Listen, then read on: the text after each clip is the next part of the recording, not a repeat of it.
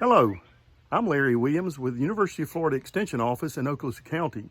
On today's program, we'll take a quick look at some thinning, natural fruit thinning of Satsuma. Satsuma is a great citrus plant for North Florida because it's really cold hardy and produces some nice, juicy, easy to peel, almost seedless fruit.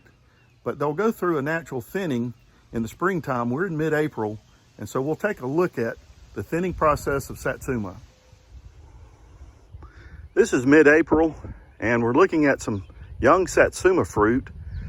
This plant bloomed back in March, and it was loaded with fragrant white blooms, which is typical of citrus. And this is Satsuma, which is a mandarin type. And you can see that it has some green fruit that's coming along, and you can see that the size of the fruit, this is firmly attached. This same fruit will be ready to harvest in October, November, and December here in North Florida. But not all of the fruit will stay on the plant.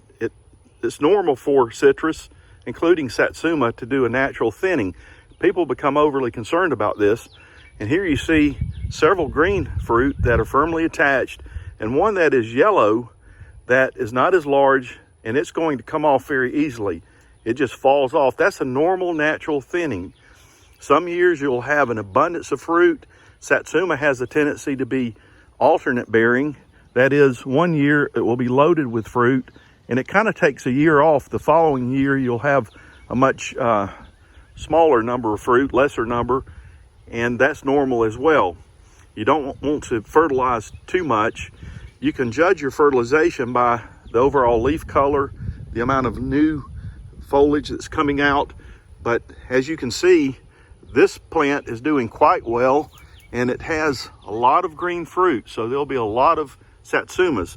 And the color of the leaves is a normal green, and it has plenty of new growth coming out, so I'm not overly concerned.